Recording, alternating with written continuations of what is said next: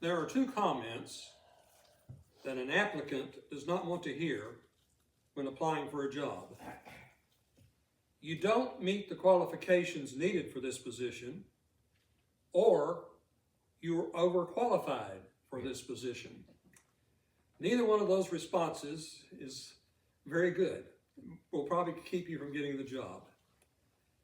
In Hebrews, the 2nd chapter, verses 17 through chapter 3, verse 1, the writer of Hebrews introduced the theme of Jesus as the great high priest. The readers of Hebrews, probably made up of Jewish Christians, would be very familiar with the office of high priest.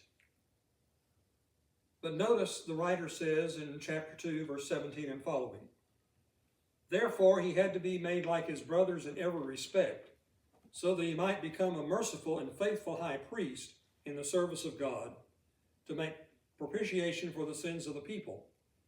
For because he himself has suffered when tempted, he is able to help those who are being tempted. Therefore, holy brothers, you who share in the heavenly calling, consider Jesus the apostle and high priest of our confession." Just a little later on, the writer continues the idea in chapter 4, verses 14 through 16.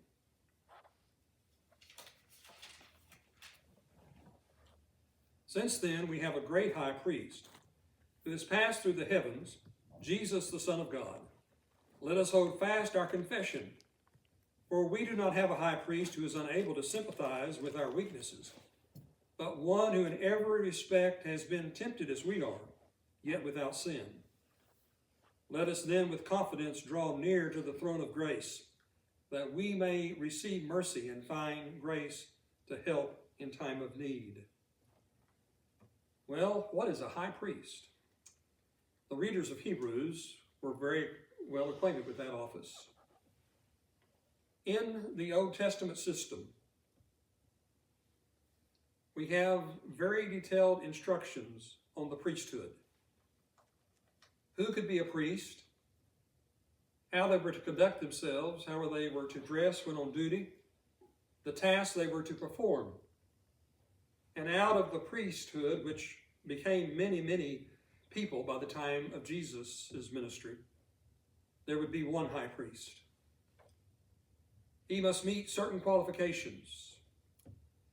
Now, we need to make sure we don't have the bad taste in our mouth that probably faithful Jews had in the first century when Jesus was here. The high priest had become a rather corrupt political individual by the time of Jesus. In the early days of the church, the same was the case.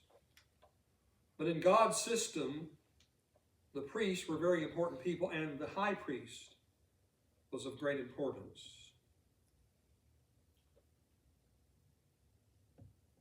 Now the author of Hebrews is going to present the qualifications of the high priest, and he's going to affirm that Jesus meets those qualifications. Neil Lightfoot wrote, "We have now arrived at a further stage of the author's argument on Jesus as high priest. He has affirmed that Christians do indeed have a high priest. That priest is Jesus, and Jesus as priest is both faithful and merciful.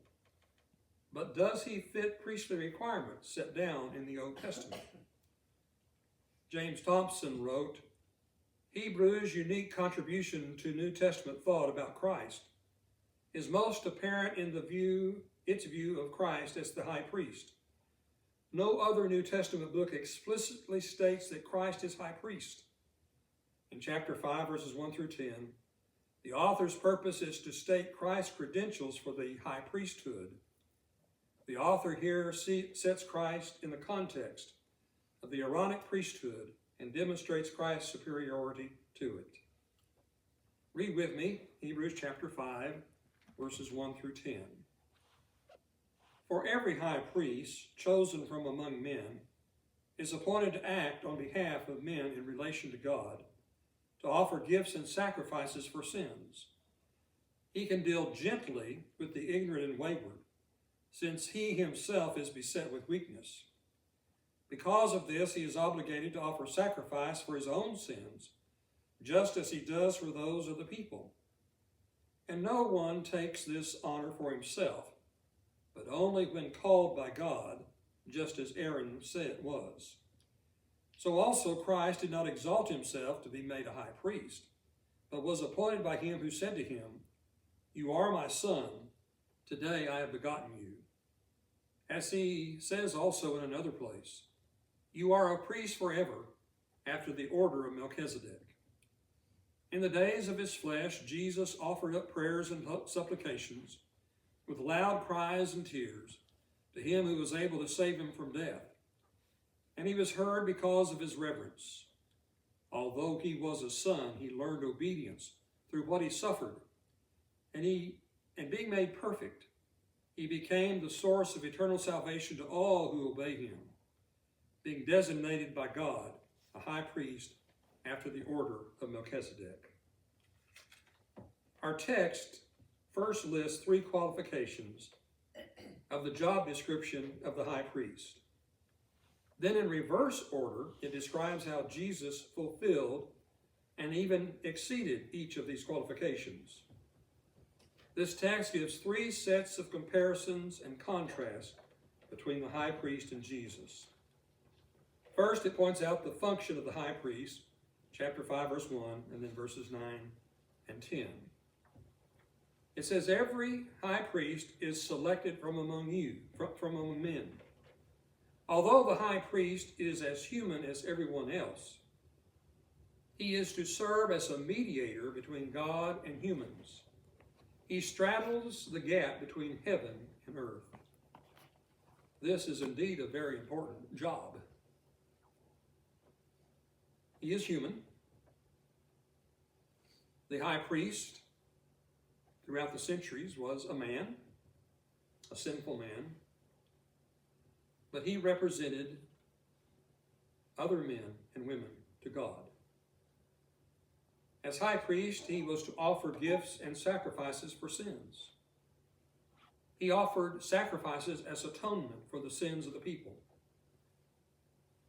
A high priest does not save people from their sins. God alone can do that. The high priest carries the symbols of repentance from man to God. He returns with the good news of atonement from God. The high priest functions as a messenger of salvation. Well, Jesus, as high priest, also serves as a mediator between God and sinful mankind. He is the go-between. However, Jesus exceeds the ancient priest in at least two key ways. First, Jesus is just not the mediator. He is the source of salvation. Verse 9 says, he became the source of eternal salvation for all who obey him. Second, the human priest had to keep going back to the altar time after time. There were always new sins and new sacrifices. However, the salvation that Jesus provides through the high priestly ministry, his high priestly ministry, is eternal. These contrast envision themes that will be developed more fully in chapter 9. There, Jesus is presented as the source of salvation. Rather than offering bulls and goats as sacrifices, Jesus offered himself, a sacrifice without blemish. Jesus' sacrifice, unlike that of the sacrifices offered by the priest, was once for all. Then the writer presents the person of the high priest. Chapter 5, verses 2 and 3, and then verses 7 and 8. The high priest of the Mosaic system did not just offer sacrifices. He also functioned as a pastor to the people. They were to be compassionate and sympathetic to the weaknesses of humans. The high priest, as a human, had weaknesses and failures in his life. This enabled the high priest to sympathetically treat sinful people with gentleness and understanding. Since the high priest was just as sinful as those he served, he not only offered sacrifices for others, but for himself. Well, Jesus is the great high priest. He is also a good and compassionate pastor. Jesus has experienced the pain, frailties, and limitations of being human. Jesus experienced agony and suffering. We read during the days of Jesus' life on earth, he offered up prayers and petitions with loud cries and tears to the one who could save him from death. Verse 7. Another translation says, in the days of his flesh. Now, all we know is life on earth, or the days of our flesh. But Jesus was with God before he became human. He willingly left heaven to become a man. While on this earth, he prayed to his Father, sometimes with loud cries and tears. What comes to our minds are the prayers of Jesus in the Garden of Gethsemane and on the cross. We must never forget that while Jesus is the Son of God, he is divine. That while he was here on this earth, he was also fully human. He experienced pain. He experienced the temptation to sin. And when he was there in the Garden of Gethsemane, a few hours before his crucifixion, when he prayed, if possible, let this cup pass from me, he was experiencing the full weight of what was about to happen. That he was going to be put to death, a death he did not deserve, that he was going to suffer, that he was going to bear the sins of the entire world on the cross as well.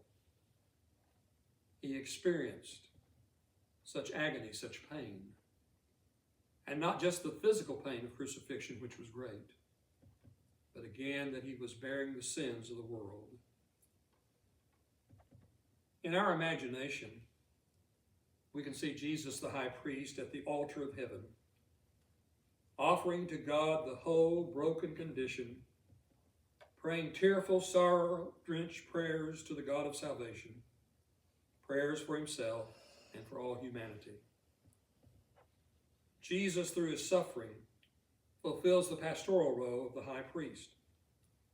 Actually, Jesus surpasses the old priesthood. Jesus, like other priests, was fully human. Unlike other priests, Jesus did not sin. Suffering is not sin. Rather, it is a part of being human.